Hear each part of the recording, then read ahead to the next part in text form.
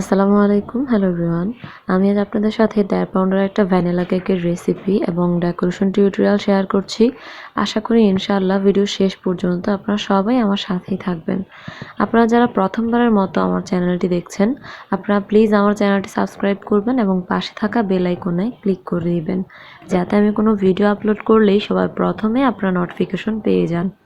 এখানে আমি রুমের স্বাভাবিক তাপমাত্রায় থাকা 3টা ডিমের সাদা অংশ এবং কুসুম আলাদা করে নিয়েছি।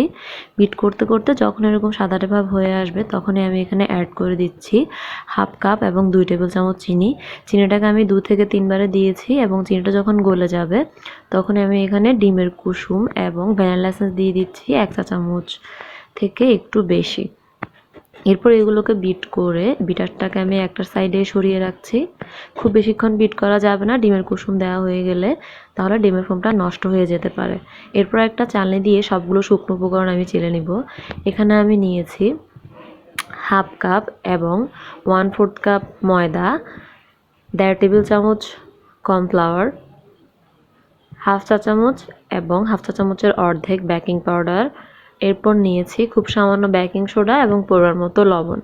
এবার সবগুলো শুকনো উপকরণ আমি 2 থেকে 3 বারে চেলে দিচ্ছি এবং এগ বিটারের একটা কাঁটা দিয়ে এগুলোকে আমি মিশিয়ে নিচ্ছি।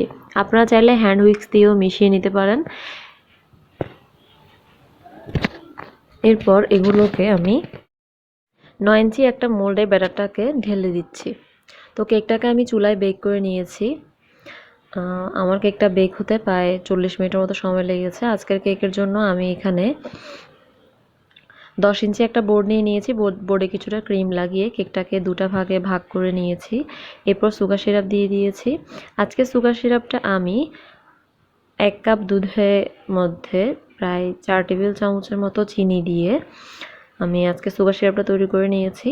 এরপর সুগার সিরাপটা ভালোভাবে দিয়ে দেওয়া হয়ে গেলে আমি একটা পাইপিং ব্যাগের সাহায্যে ক্রিম লাগিয়ে নিয়েছি। এরপর একটা প্যালেট নাইফের সাহায্যে ক্রিমটাকে চারদিকে সমান করে দিচ্ছি।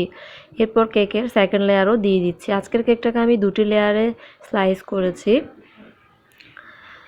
আপনারা দেখেই বুঝতে পারছেন আলহামদুলিল্লাহ কেকটা অনেকটাই সফট হয়েছে। তো নিচের লেয়ারটা আমি উপরের দিকেই দিই সবসময়, যাতে কেকের উপরের অংশ একদম সমান থাকে এবং ডেকোরেশন করতে সুবিধা হয়। এরপর আমি আবারও সুগার সিরাপ দিয়ে দিচ্ছি। সব দিকে সুগার সিরাপ দিয়ে দেওয়া হয়ে গেলে আমি প্রথমে আজকে আমার হাতে একটু সময় কম ছিল, এজন্য আমি আজকে কেকটাকে আর ক্রাম কোটিং করিনি। আমি ডিরেক্ট পাইপিং ব্যাগের সাহায্যে ক্রিম দিয়ে পুরো কেকটাকে কভার করে নিচ্ছি। তো এভাবে পাইপিং ব্যাগের সাহায্যে চারিদিকে ক্রিম দিয়ে দেওয়া হয়ে গেলে আমি একটা স্ক্র্যাপারের সাহায্যে এইভাবে ক্রিমটাকে চারিদিকে সমান করে দিচ্ছি। আপনারা চাইলে প্যালেট নাইফের সাহায্যেও এই কাজটা করে নিতে পারেন। এভাবে স্ক্র্যাপারের সাহায্যে আমি চার সাইডের ক্রিমটাকে প্রথমে সমান করে নিচ্ছি। এরপর উপরিভাগের ক্রিমটাকেও আমি এভাবে সমান করে দিচ্ছি।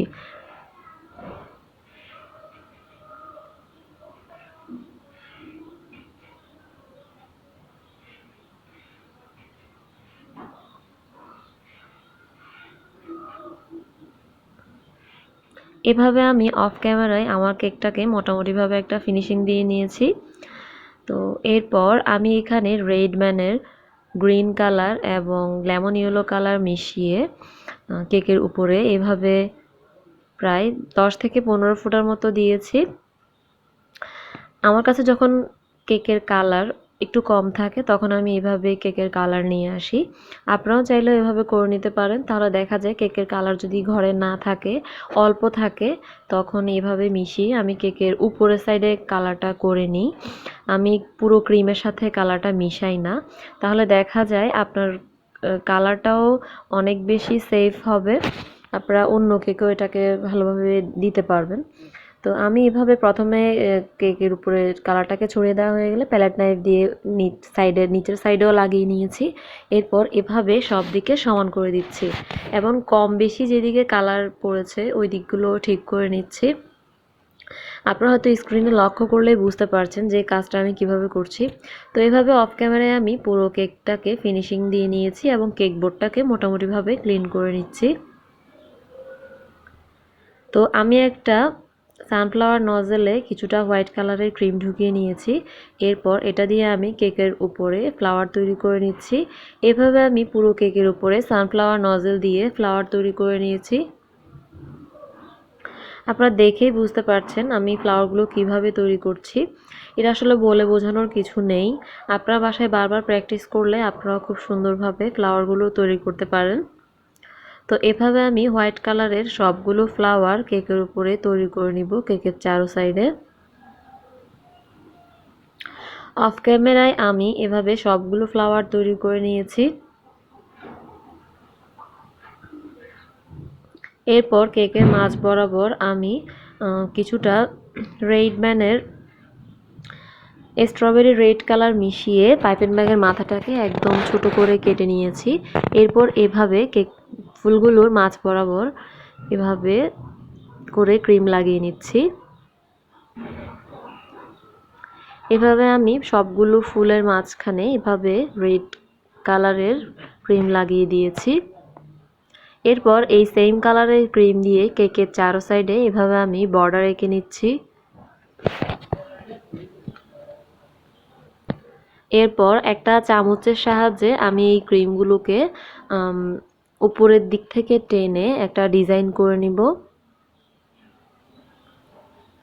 তো এভাবে আমি পুরো কেকের মধ্যে বর্ডার এঁকে দিয়েছি। এরপর একটা চামচের সাহায্যে আমি এভাবে নিচে থেকে উপরের দিকে টেনে এভাবে একটা ডিজাইন করে নিচ্ছি। এটা দেখতেও সুন্দর লাগে। তো এভাবে আমি পুরো কেকে চারো সাইডে এভাবে ক্রিমটাকে উপরের দিকে টেনে এই ডিজাইনটা করে নিচ্ছি।